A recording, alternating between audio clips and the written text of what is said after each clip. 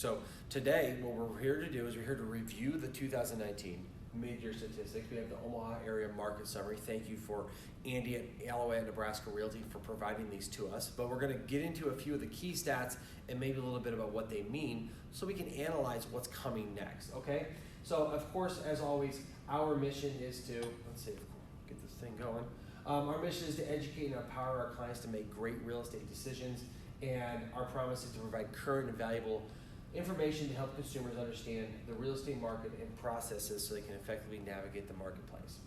All right, so let's go ahead and dive into these statistics here a little bit. You see right here just the seasonality of our market. And the thing to point out on this one here, the thing that stands out to me the most is that we are almost 10% down this year, or for the first half of 2019, than we were the first half of 2018. There's several factors that go along with that, but I think what you can see is that it literally every month except for February is underperforming as compared to the previous 3 years, right? In 2019, which is the gray bars, 2016, 17, and 18, in every month is higher than what 2019 has done. It's just a function of the market kind of correcting maybe a little bit and coming out the peak years that we had, but you can't argue with the fact that the number of transactions are down and are going down. If you look at this is kind of an interesting way of looking at this. This is the overall volume by every month. And the way I've laid it out there is the peak month that we had was last year in June was $3.24 billion in sales in the Omaha market. That's like the benchmark. It's the very highest it's ever been. As you can see, it actually was leading up to that point up until last year. But this year, it's actually trending downwards, all right? So we actually anticipate that line to continue to go on and for sales to continue to trend downwards for a little bit while this market corrects over the next few years, right? But there's great evidence of showing the peak, which happened last year, and then what's probably coming up next, right? 2018 was the peak last June in sales in the Omaha market, and it's probably changing. All right, a couple other things to look at. This is, we're talking about volume being down. Now we're gonna talk about prices. Prices are up, basically, across the board. And what's happened is, this is an indication of our marketplace. And from $100,000 and less, from last year, there's a 4% increase in sales. So, actually sales are up in that market. If you look at the biggest segment, which is the $100,000 to $250,000 mark, they're actually down 4%, right? Less sales, they're down a little bit. But if you look over here, you see a price point of $250,000 to $500,000. That's a price point that's actually increased. Part of that is because the prices have taken some of these, $100,000, $250,000 properties and put them over here. Part of it also is the fact that prices just are going up, okay? So that's actually doing well. If you do kind of go forward just a little bit here, you'll see that the $500,000 plus is down 4%. That's to be expected. The luxury market in Omaha is actually down 4% from last year, but it's continuing to trend downward. Those markets get hit first, okay? So, again, prices are up, but look at the pricing and how this is affecting what I think is one of our biggest factors for the market being how it is, which is the gap in new construction. Right here at the bottom, this is existing house pricing. So in the last 4 years, it's steadily gone up a little bit every year to where now the median home price for a home that's existing, not new construction, is about $219,000, right?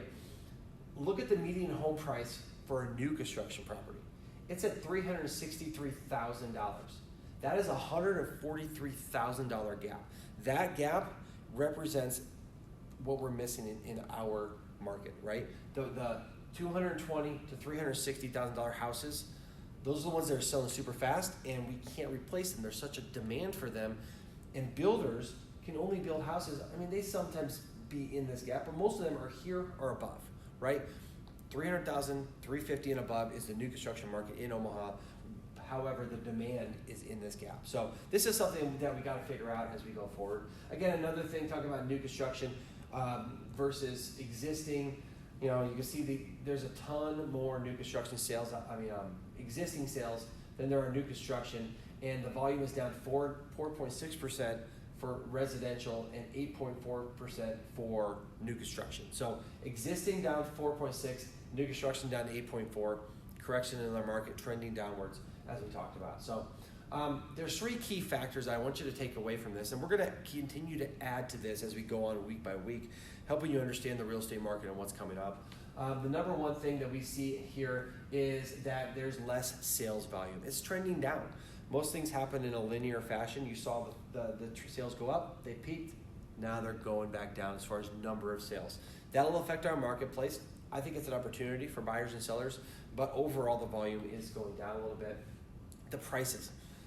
I don't know how much longer these prices can keep going up, but they continue to go up. This is something that the correction is going to have to somehow address. And as we head towards some sort of correction, the pricing is the first thing that's going to be affected. It hasn't been affected yet. Pricing's still high, and interest rates are down, so that's kind of propping it up. But at some point, the market will correct and the pricing will change. The new construction gap is something that I don't know if you and I can fix this, but people with at higher levels of our leadership in our industry and maybe our government, state, local municipalities, we're going to have to come together and figure out a way to provide affordable housing, to build houses that'll actually house people who can afford them. So there are some things out there that are challenges. Interestingly enough, I did the same thing last year at this time. These are the 2018 conclusions. I said from 2019. This is from 2018. The market is changing. The market actually did change quite a bit last fall. The other things I said last year, I put that in there. Inventory is building. Prices are still rising. Actually, last year inventory was building. It hasn't started to build up yet this year. It's probably going to start here soon. Stuff's going to start sitting for the fall market. New construction is not hitting the right market. 1 year ago, we said the same thing. Really hasn't been addressed yet. Also should be a more balanced market this fall. That was last fall. Last fall was a great market for both selling and for buying, for investors. A lot of great things last fall happened. Going to happen this fall again. And lastly, it's a great time to buy or sell. Okay, sellers are getting good prices. Buyers are getting great deals out there. So the real estate market is level, and it's a very good place to be in right now. So as we look forward, if you want to find more information about what we do, you can go to www.teambober.com.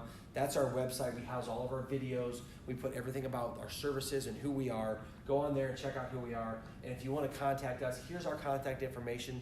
You can personally email me, Chris at Nebraska Realty, or call or text me at 402-312-5076. So thanks for tuning in today. I hope you learned a lot. If you have any questions, send them over to us. We love answering questions. We love helping educate you so that you make great decisions. And when there is time for you to make a choice of who to use to buy and sell real estate, call Team Bober and Nebraska Realty, and we'll help you out.